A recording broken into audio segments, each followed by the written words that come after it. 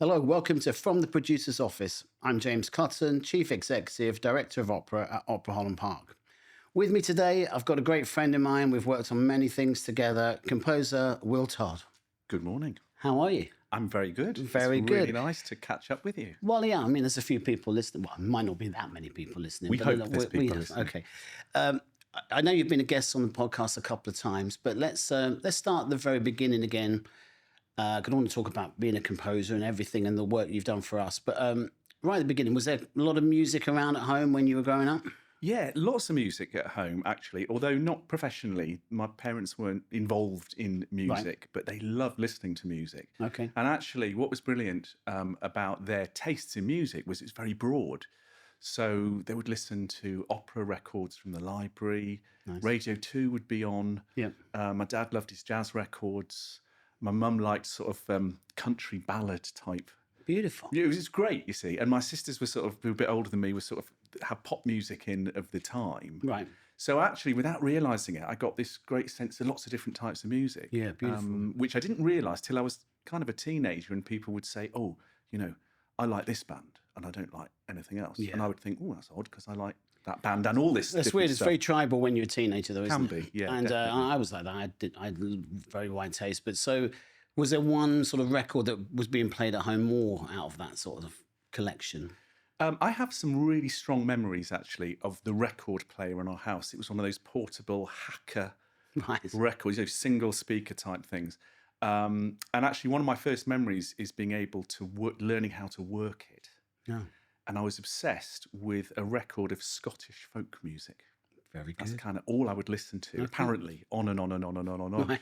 And What sort then of age we talking about well, here? I don't know, sort of 4 or 5, maybe, nice. something like that.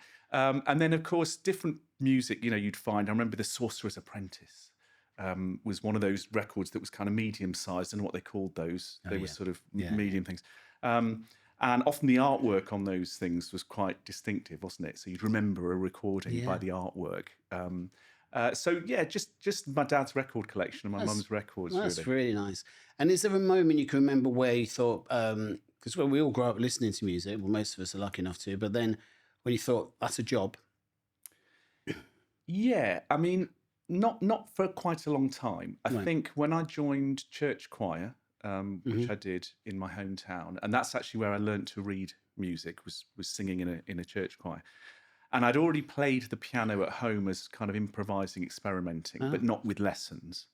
I think pretty quickly I realised that I just loved being around music, being in a choir, learning instruments, listening to music. And then as I kind of evolved, actually looking at music as scores. And I suppose it was like a lot of things when you're a kid, sports people often have it. It's kind of an obsession because you love it. Yeah. And it takes you through your teens, those difficult times for everybody. Yeah. Music stayed solid for me as something that I really enjoyed. And bear in mind, I loved every aspect of it. I was that annoying kid who'd be there early to put out chairs because I wanted the rehearsal to start. And I'd be there putting them away. And when we did shows, I was involved in shows. I'd do anything. I'd paint sets. I'd lug things. I just wanted it to happen, basically. It's a great feeling, that. It's the best because for me, and of course for you in your work, it's the best kind of collaboration, I think. Yeah. Well, we'll come back to that. You mentioned in passing there about there being a piano. So there was a piano at home.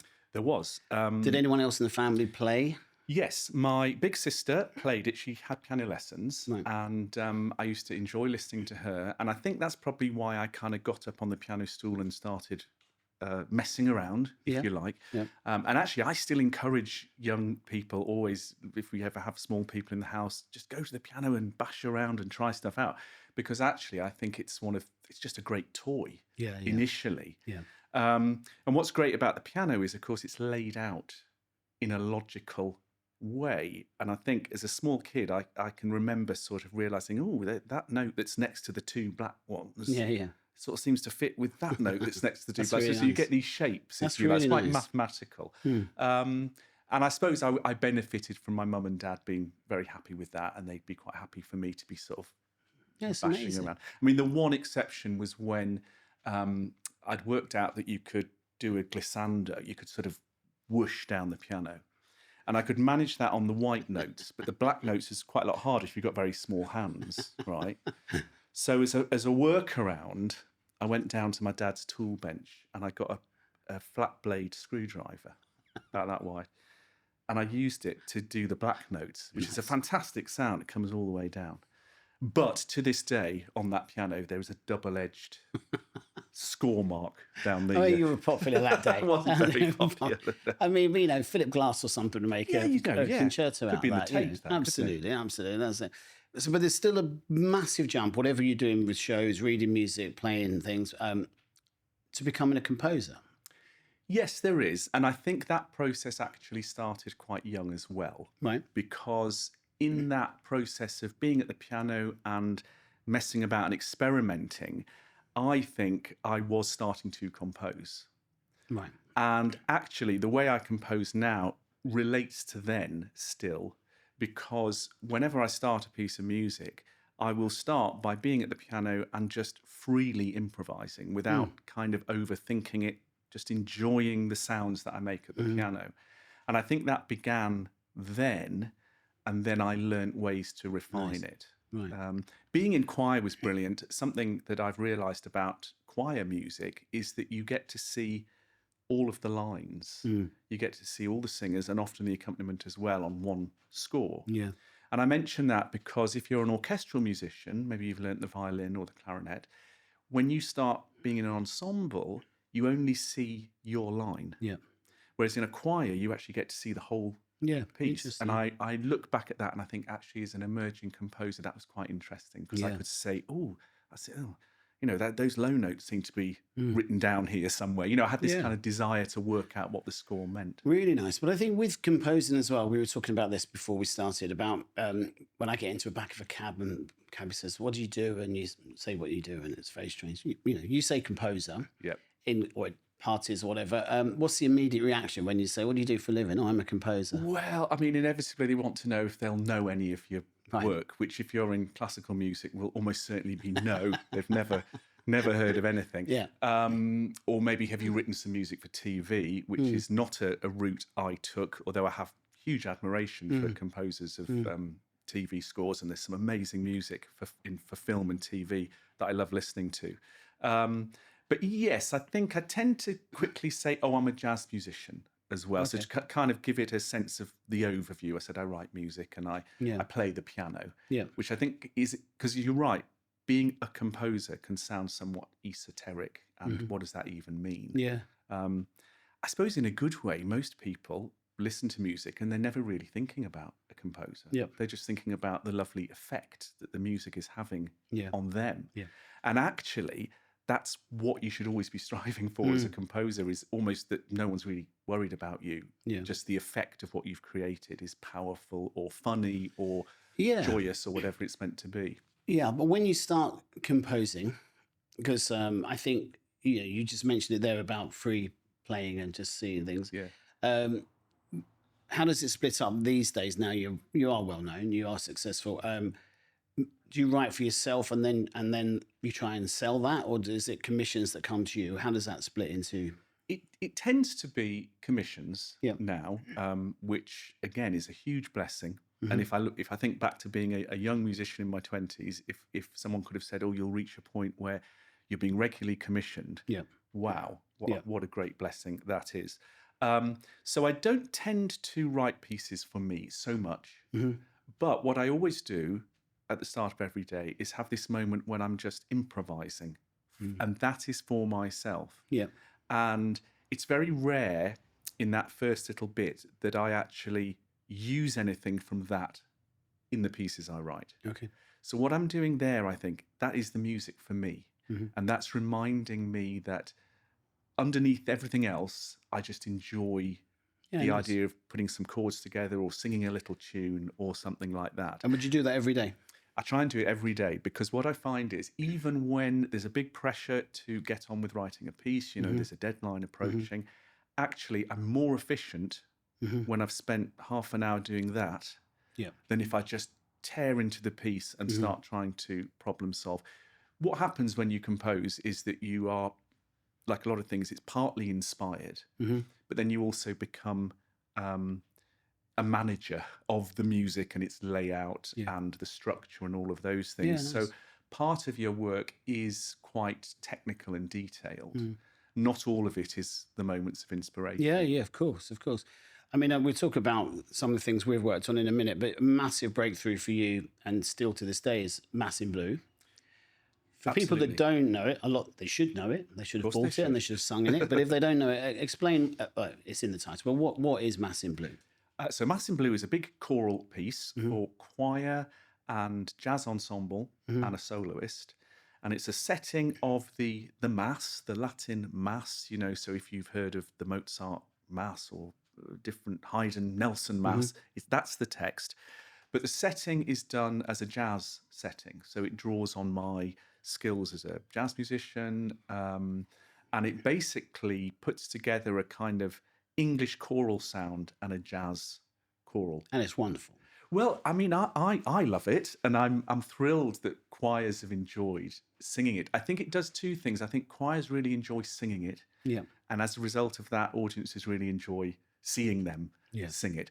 Interestingly, when it was premiered, I assumed that no one would like it at all. I thought everyone's going to hate this, and they'll say, "What? There's no place for the jazz with the Mass." Even though there is a huge tradition of jazz musicians who've done Christian music. But I was proved very wrong. And actually, I think why I was wrong is that I'd not realised that I'd brought together two really fundamental bits of my music DNA. One is the jazz improviser, and the other is the choral music. And actually, they both come alive in that piece in a very good way.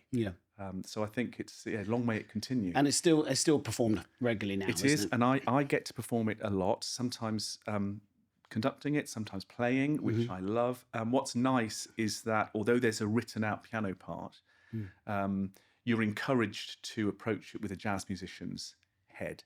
So if you have those jazz skills, you'd be expected to improvise around that part. Oh, wonderful. So for me, whenever I'm playing, it's never the same twice.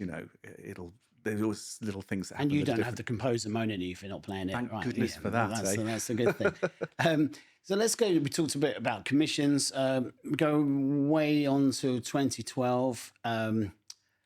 I commissioned you to do something. You did indeed. Well, we did. I did it. I came to you with our mutual friend Sarah Crabtree, who was my number two then, who now runs Welsh National Opera. Amazing. She's done well for herself, so hasn't she? For her. She's done well for Much herself. deserved. Yeah, she's going to come on here in a few weeks, actually. But so we came to you to ask you to do a new piece for us. So we asked you to we commissioned you to write a piece on Alice in Wonderland.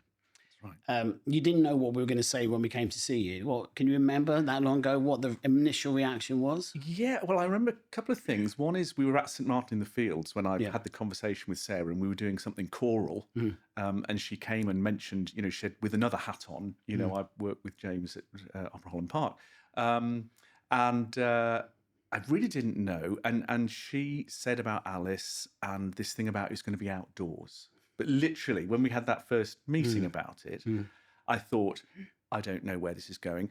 Also, you get very used as a composer and a creative to sort of, this might not go anywhere. This might just be a conversation that never goes anywhere.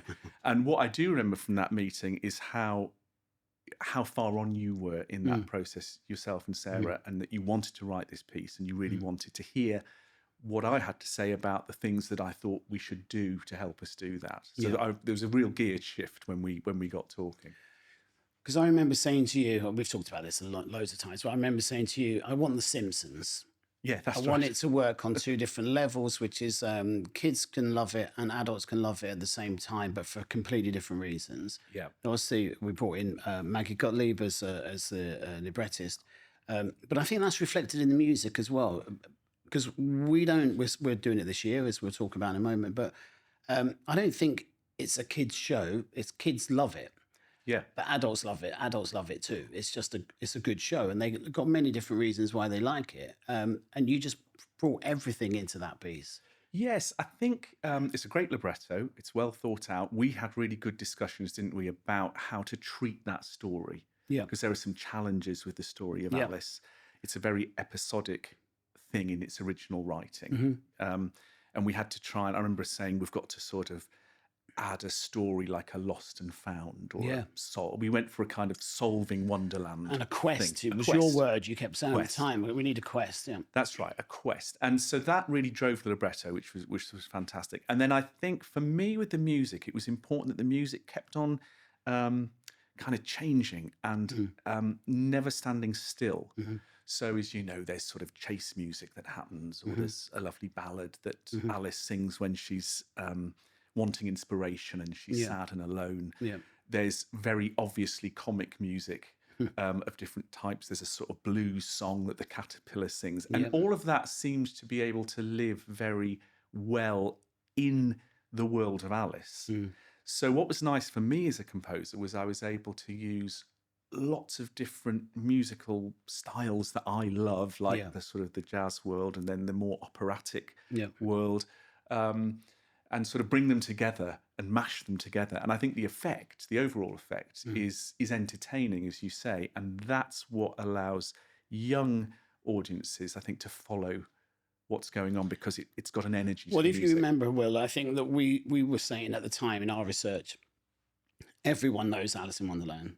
Absolutely. But we asked hundreds of people, tell us the story in order. No one could do it. No one can do it. It's impossible. They remember scenes, and they remember scenes they think from the film or whatever. They don't remember it. And so people were saying to us, I'm glad you kept that in when you'd made it up. Yeah. And they were saying, I don't like that bit you've made up when it was in the original. It's completely, but it was a lot of set pieces. We had to have Tea Party.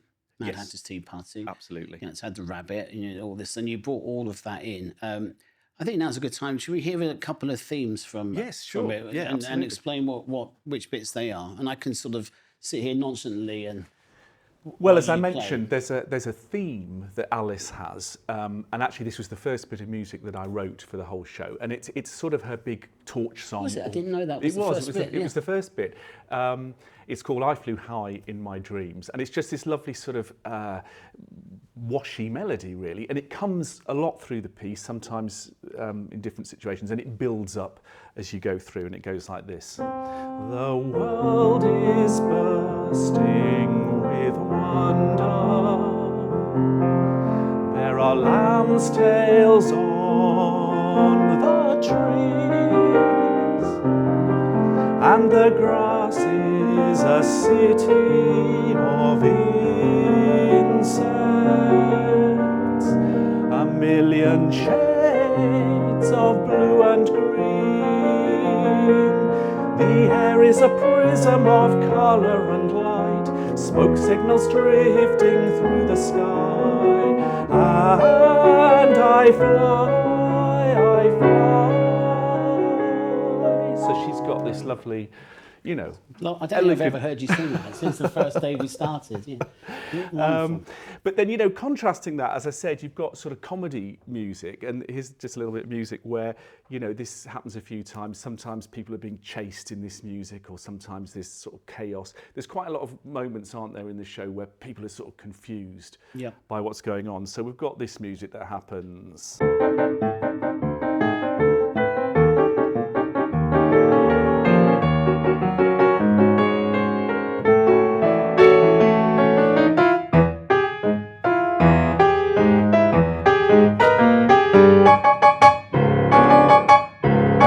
People madly, Because Alice is like that. It's completely disorientating. Alice as a story. And we run from one thing to another. And then just one other bit there's a caterpillar who is in the original story. And like a lot of the characters that Alice meets, she's trying to sort of find stuff out about how she can make Wonderland sort of work. And they always give her a mixture of kind of nonsense and a little bit of sense as well. So the caterpillar's trying to tell her stuff, and he's this bass, gets lots of low notes, but the main song is going, you've got to hear what I'm telling you. Before you move, you better think twice. Remember, when someone tells you something, it's probably unreliable advice. Ain't nobody can tell you where to go. It's up to you to choose. And that's the way you'll find the answer to the Wonderland Blues. The Wonderland Blues. Da-doo-doo. So it kind of Beautiful. this thing and a chorus. We've got a little chorus that comes in. So just a little flavour there of the different types of music that you'll hear in I'm the piece. very privileged to sit there and listen to you play that. Come back. Also, I should mention that last Wonderland Blues, sung brilliantly in the original and every show, and on the album by wonderful Kill Watson. Oh, God bless him, no God longer bless with him. us. Much missed, a wonderful artist. And, we'll have a lot of time talking about him in the summer, I'm sure. But the character you wrote for him, he just completely... Well, it was perfect. I mean, it helps a lot when you're writing for the theatre if you know the people who are going to sing it. Yeah. Because you just have that sense of, where they've got good notes and their personality, the personality. And Keel has had this amazing personality on stage. And we made use of that bottom C that he had. Yeah, he's definitely, But we mentioned briefly before we came in, because being a composer, a little bit like my job, a lot of it's on your own. Yeah. It can be a bit lonely sometimes doing that. But when you're doing theatrical shows, that becomes a bit different because you've got a writer on the libretto and you've got a cast working with you. Is that a massive gear change when you work with a team like that? It is, and I absolutely love it. And You like that? You like I other love people that. being involved? And I think going all the way back to, when I said when I was a teenager and I liked being involved in shows and I would sort of do anything that was going. I love the way in a theatrical context you have all these different people coming together to make something. Because as you say, as a composer, when you're perhaps writing a piece of choral music and the text already exists, I love doing that, but that only involves me. Yeah. And I work on that, and that's a particular thing. But when you're writing a theatrical piece, you're constantly interacting. So, for example, with the librettist, you might really love the libretto, but you might get to a bit where you think, oh, there's too much of this, or maybe we need to do it slightly differently. So you'll literally have to get on the phone to that person there and then and say, how about we do this? And vice versa. I always try and share with the collaborators when I've got demos of sections to kind of get their response in. And I've had some amazing feedback on projects, and we had it with Alice, where those people are able to say, oh yeah, we loved that, but we felt, that went on for a bit too long, or not long enough, or something like that. Yeah. For me, that's very rewarding. I think also it's way back before we absolutely commissioned it. We commissioned a workshop, if you remember, Yes, and we worked for a week in a rehearsal room with the cast, and you and Maggie and me and Sarah and everyone being in there. I look back on that as one of the greatest weeks of my work in life because it was so collaborative. You'd have a piece and we'd say at lunchtime, it's not really working, take that bit off. And it was just amazing times. I agree. I have very fond memories of that. And I always maintain, particularly with theatre pieces, that there's stuff you just can't understand until you are singing it with singers and you're sensing it in the space. Because you can have an idea that seems to work, sat at the piano, it should work, and then you're doing it, just go, do you know what, that just doesn't work. Yeah. There was a bit, wasn't there? There's some bit in Alice where everything goes backwards. Oh, God, yeah. There's a whole sequence about things that happened We had a whole before. scene of that. And there was a whole scene of that, and it was hopeless, right? Well, none of us could understand. None of us could. what we The were doing. actors couldn't understand it. It was just absolutely hopeless, and that got cut. And I always think when you're workshopping pieces, I love cutting bits because I always think when you cut something from a piece, you've just saved yourself from it not being very good in that part. So you're making it better. You're making it better. And I remember thinking coming out of the workshop that we've probably got about 65-70% is staying and 30% is either going or being changed. And that felt like a win. Yeah, definitely. Because what it meant was that the basics of the piece really worked, but we needed to tighten up these different things. No, and we're bringing it back this summer, first time for a while. I mean, it's done over 100 performances for us. We've been to the Royal Opera House with it. We've went to festivals with it. Yeah. It's been done around the world by other people. It has indeed, We're coming back to London and in our main stage theatre. So you're looking forward to that? My goodness, I'm so excited. I'm very excited to take it onto the main stage, which was something we talked about a lot. Of course, it was magical on the Yucca lawn outdoors, but we had challenges, didn't we? The weather. We became weather obviously. Men, yeah. And, the numbers of people that were able to come, because we were somewhat, there was a certain amount that we could have in there. Yeah. And being on the main stage is going to allow a lot more people to experience this. Yeah. both adults and young people. So I'm really excited. We've got to reconfigure a few things, haven't we? Yeah, but that's exciting. We've got Martin Duncan, director, coming back to do it. So I'm really, really looking forward to it. Moving on quickly, we had some really difficult times in 2017 when we're very local to Grenfell when the tragedy happened and we lost one of our team. We asked you and Gareth Malone to work with a local school children, one of our projects, to write a song for the concert we were doing. I mean, complete opposites of emotions because it was awful, but what a time that was and what a piece you and Gareth created. Well, it was it was a privilege to work on it. Although, of course, like all those things, you wish it wasn't happening because what you're dealing with is very, very tragic. And as you say, you were very affected in terms of everyone knew in the team being involved. And it was amazing working with Gareth. I mean, he's such a great person for sort of working with all sorts of different people and kind of getting the best out of them. And we created a song and we performed it at a special gala event at Opera Holland Park. And I was super proud of that because for a number of reasons. One, that the song was genuinely written from the material that we had from the people involved, not just children. Actually, we had some adult singers as well, didn't we? But people who genuinely experienced it and were raw with the emotions, something that we obviously couldn't fully understand. But they gave us these precious ideas and we were able to turn it into a song. And then to see them singing it so passionately. I mean, anyone who was there, it was so it was an amazing moving. night. There is a film of it. We'll put it on a link after this. But because Debbie, who we lost, her mum was in the front row and you beautifully gave the score of it afterwards. And it was just an amazing night. It was, and it was special. And it's a reminder, a project like that is a reminder that music has many, many uses. And one of it is that it can be an amazing community tool or idea that can bring people together. So a lot of the work I've done over my career has been community projects of one type and another.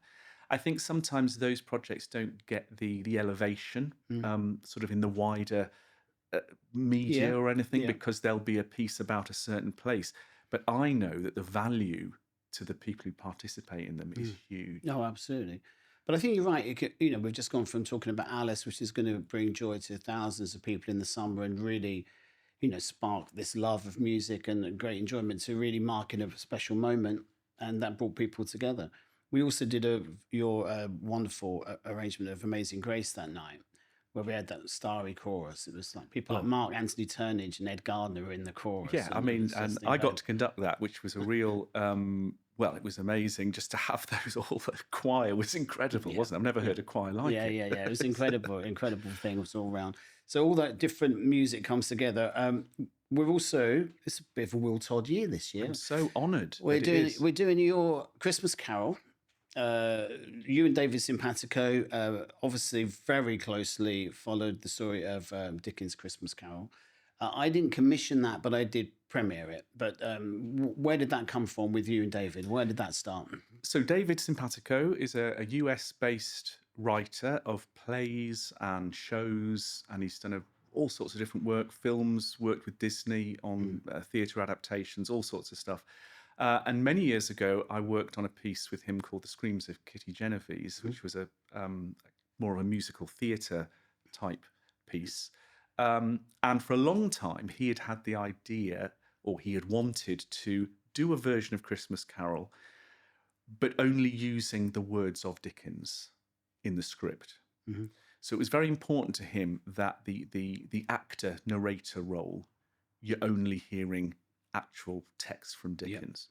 So he worked for a long time on this version, and my idea was, well, we could populate this with singers, or initially a chorus, perhaps singing carols. But what that evolved into was there's a chorus with our narrator, who also speaks the part of Scrooge. And they sometimes sing together, but they also sing little character roles from the show. So of the 8 singers, each of them has 2 character roles. And as you say, we were able to workshop it with you guys. and do a cut Workshop's down. always good for a producer. Well, God, and for writers too, because it's just for it's exactly the same thing happened as with Alice. We were able to see it on its feet and go, oh yeah, get rid of that, do that. And we did a cut down version, didn't we? I remember one of the Christmas galas with Opera Holland Park. And then you put it on last year fully, and I was thrilled. I was absolutely thrilled. It's a lovely piece, isn't it? I mean, I think I have to say, A Christmas Carol is a wonderful piece itself. Yeah. It's, it doesn't lose its power for being over known. It's an amazing piece. And I think David's idea about only using Dickens' words in the Scrooge and Dickens is amazing. But you've created this sound world, which is wonderful. And we use small instrumentation, which is piano, accordion, and double bass. But then beautifully, and I know you've got an old story about why you like bells, but then handbells from all the singers as well. Yes, handbells. Yes, so each of the characters has two bells. And at various points, they play within the musical textures. So sometimes the bells can make very sort of foreboding sounds, like when Marley's ghost is appearing, and you get lots of them in a sort of detuned sound happening. And then, of course, the very bright sound of bells at Christmas, which is a beautiful sound anyway. And we're able to sort of add to the magic of the oral tapestry, if you like, with those bells. It really is. But before you go on, do you remember the very first day of rehearsal? And never, ever get into a room with 8 singers with handbells. Oh, my goodness. Because all they did was just pick them up and it's interesting shake because them for like 5 minutes. I was thinking, because you never quite know with professional musicians what their boundaries or comfort zones are going to be. And I was thinking, well, in asking them to play bells, we are sort of breaking a wall slightly that they're singers, but then we're asking them to be instrumentalists at the same time. How's this going to go? And I was imagining having to sort of break them in gently, this is about build their confidence. Honestly, it was like a box of toys had been opened in a kid's party and they were just in there. I think the first 15 minutes was just people whacking amazing. Bells. And in the rehearsal of that show, whenever we weren't quite sure who should have a bell at a certain point, he's like, everybody's had, I'll do it.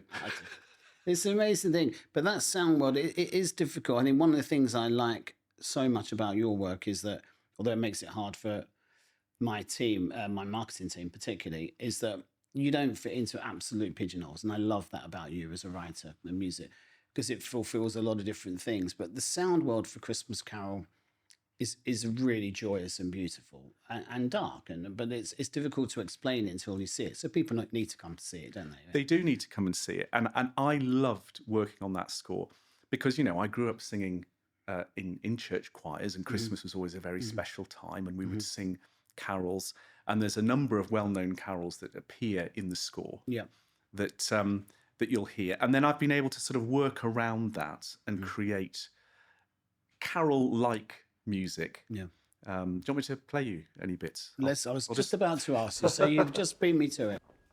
You'll hear, as I say, lots of well-known carols in it. In fact, it starts with a lovely solo voice singing "See amid the winter snow." So a bit like the start of a carol service, in the darkness you just hear a solo voice. But it's got this recurring theme of some words: the greatest gift that we can give in all the world is love.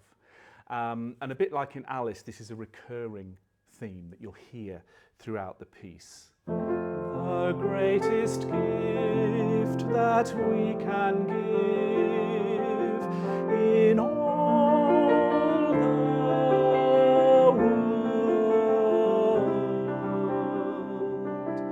The greatest gift is love. The greatest gift is love. So we have, it's like a carol that we've written specifically for this piece. But then you get very contrasting music, of course. You get, as I mentioned, Marley, the ghost, appears, and you get all these kind of bells, very discordant, kind of coming in, and then he appears and he's singing this kind of music. I wear the chains I forged in life, hear me Listen, my time is nearly gone. How could I not have seen that which I ignored? How could I not have heard the misery of the poor? How shall I bear the weight of my debt? It's too late for me, Ebenezer, but it's not too late for you. But you were always a good man of business, Jacob. So Scrooge... It's goosebumps already. Scrooge always responds in speech, so this is our actor, being both the part of the narrator and of Scrooge. And then, you know, one other little bit I'll just play is where the ghost of Christmas past appears. And again, it starts with speech over music, and then we have the ghost appearing over the top. Light flashed up in the room, and the curtains of his bed were drawn aside. Scrooge found himself face to face with the unearthly visitor who drew them. Are you the spirit whose coming was foretold to me? I am the echoes of what used to be, the glimmer of what was, the toy you held, the snow that fell, the dreams you dreamed, the hopes you held. I am the ghost of Christmas past. Rise and walk with me. And then they go off on their adventure. So what I hope people experience is this kind of movement between these little vignettes of the singers, tiny arias like 90 seconds long, and then you're on with the story, because as you mentioned, it's a big story, it's a fast-paced story. Yeah. It's another story actually where people sort of think they know the whole story, but perhaps they don't. Exactly. So come and listen to it. Thank you, Will. Come back. No, it's amazing. I think that we're doing this in this year at St John's Smith Square. In December. All details will be on our website. And of course, Alice is back next summer, as we've said. I forgot to mention earlier on, we should boast about this. It was the #1 specialist classical music album for a number of weeks back in 2015 when we recorded an album. Brilliant recording. Yeah, it's a brilliant recording, wasn't it? And that was a great day in the studio. It was a great day, and I think we really did everything right. We did it at the end of a run. Yeah. So the cast had that sense of like theatre. They've been doing the show. Yeah. Because that's one of the hard things, isn't it, with capturing opera, is getting a sense of actual drama. Yeah. We just had a blast. Yeah, it was so great. much fun. So we've got Christmas Carol in December, Alice in Wonderland next summer. Can't wait to be working closely with you again, Will. So Me too. Thank you so much for coming in today. And let's really look forward to the summer together. Thanks, James. Thank you.